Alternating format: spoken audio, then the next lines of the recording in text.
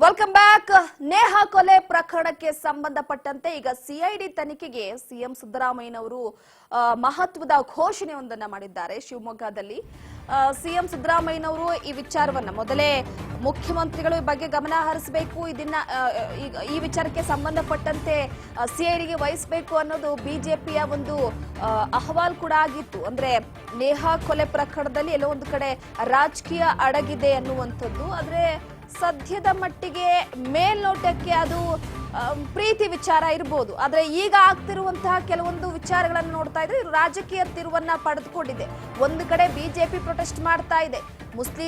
Muslim ಸಮುದಾಯಕ್ಕೆ ಇವರ protect ಇರೋದ್ರಿಂದಲೇ ರಾಜ್ಯದಲ್ಲಿ ಇಷ್ಟೊಂದು ಕೊಲೆಗಳು ನಡೀತಾ ಇದೆ, ಹೆಣ್ಣು ಮಕ್ಕಳಿಗೆ ಸೆಕ್ಯೂರ್ ಇಲ್ಲ, ಇವೆಲ್ಲ ವಿಚಾರಗಳು ಬರ್ತಾ ಇದೆ.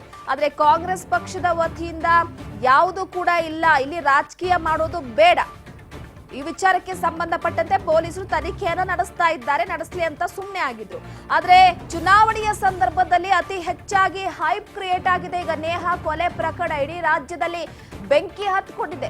ವಿದ್ಯಾರ್ಥಿಗಳಿಂದ ಹಿಡಿದು ಪಕ್ಷದಿಂದ ಹಿಡಿದು ಸಾಕಷ್ಟು ಸಾರ್ವಜನಿಕರೆಲ್ಲರೂ ಕೂಡ ಉಗಿದು ಉಪ್ಪಿನಕಾಯಿ ಹಾಕ್ತಿದ್ದಾರೆ. ಇನ್ನು ಇಟ್ಕೊಂಡು ಏನ್ ಮಾಡ್ತಿದ್ದಾರೆ ಅಂತ ಹೇಳ್ಬಿಟ್ಟು ಆದಷ್ಟು ಬೇಗ ಆತನನ್ನ ಗಲ್ಲಿಗೇರಿಸಬೇಕು, ಅವಕಾಶವನ್ನ ಕೊಡಬಾರದು ಅಂತ. ಇಂತಹ ಪೀಕ್ ಟೈಮ್ ಅಲ್ಲಿ ಸಿದ್ದರಾಮಯ್ಯನವರಿಗೆ ಇದೊಂದು ರೀತಿ ತಲೆನೋವು, ರಾಜ್ಯ ಸರ್ಕಾರಕ್ಕೂ ಕೂಡ ತಲೆನೋವು. ಹಾಗಿದ್ರೆ ಬನ್ನಿ ಏನ್ ಹೇಳಿದ್ದಾರೆ ಸಿದ್ದರಾಮಯ್ಯನವರು ಕೇಳೋಣ. ನಮ್ಮ ಕಾಲದಲ್ಲಿ ಎಲ್ರಿಗೂ ರಕ್ಷಣೆ ಕೊಡ್ತೀವಿ. ನಾನು ಅದಕ್ಕೆ ನೇಹಾ ಮರ್ಡರ್ ಆಗಿದೆಯಲ್ಲ ಅದನ್ನು ತೀವ್ರವಾಗಿ ಖಂಡಿಸ್ತೀನಿ. ಅದಕ್ಕೆ ಸ್ಪೆಷಲ್ ಕೋರ್ಟ್ ಮಾಡ್ತಾ ಇದ್ದೀವಿ, ಸಿಒಡಿ ಕೊಟ್ಟಿದ್ದೀನಿ ಮ್ಯಾಟರ್. ಅದಕ್ಕೆ ಮತ್ತೆ ಅವರ ತಂದೆ ನೇಹಾ ತಂದೆ ಏನು ಹೇಳ್ತಾರೆ, ಇನ್ನೂ 4 ಜನ ಅದನ್ನು ಇನ್ವೆಸ್ಟಿಗೇಟ್ ಮಾಡಿ ಅಂತ ಹೇಳಿದ್ದೀನಿ. ಆ ಅಂಗಲ್ನಲ್ಲೂ ಕೂಡ ಇನ್ವೆಸ್ಟಿಗೇಟ್ ಮಾಡಬೇಕು. ಅದಕ್ಕೆ ತ್ವರಿತವಾಗಿ ಶಿಕ್ಷೆ ಕೊಡಿಸ್ಬೇಕು ಅನ್ನೋ ಕಾರಣಕ್ಕೋಸ್ಕರ ಸ್ಪೆಷಲ್ ಕೋರ್ಟನ್ನು ಮಾಡಿದ್ವಿ. ನಮ್ಮ ಕಾಲದಲ್ಲಿ ಎಲ್ರಿಗೂ ರಕ್ಷಣೆ ಕೊಡ್ತೀವಿ. ನಾನು ಅದಕ್ಕೆ ನೇಹಾ ಮರ್ಡರ್ ಆಗಿದೆಯಲ್ಲ ಅದನ್ನು ತೀವ್ರವಾಗಿ ಖಂಡಿಸ್ತೀನಿ.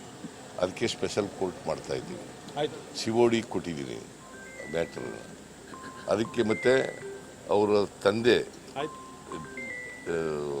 ನೇಹಾ ತಂದೆ ಏನು ಹೇಳ್ತಾರೆ, ಇನ್ನೂ 4 ಜನ ಅದನ್ನು ಇನ್ವೆಸ್ಟಿಗೇಟ್ ಮಾಡಿ ಅಂತ ಹೇಳಿದ್ದೀನಿ.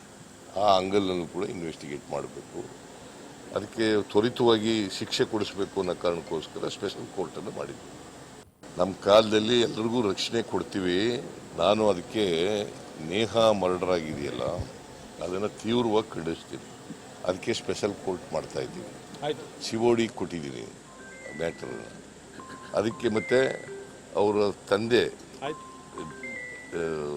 ನೇಹಾ ತಂದೆ ಏನು ಹೇಳ್ತಾರೆ, ಇನ್ನೂ 4 ಜನ ಅದನ್ನು ಇನ್ವೆಸ್ಟಿಗೇಟ್ ಮಾಡಿ ಅಂತ ಹೇಳಿದ್ದೀನಿ. ಆ ಅಂಗಲ್ನಲ್ಲೂ ಕೂಡ ಇನ್ವೆಸ್ಟಿಗೇಟ್ ಮಾಡಬೇಕು. ಅದಕ್ಕೆ ತ್ವರಿತವಾಗಿ ಶಿಕ್ಷೆ ಕೊಡಿಸ್ಬೇಕು ಅನ್ನೋ ಕಾರಣಕ್ಕೋಸ್ಕರ ಸ್ಪೆಷಲ್ ಕೋರ್ಟನ್ನು ಮಾಡಿದ್ವಿ.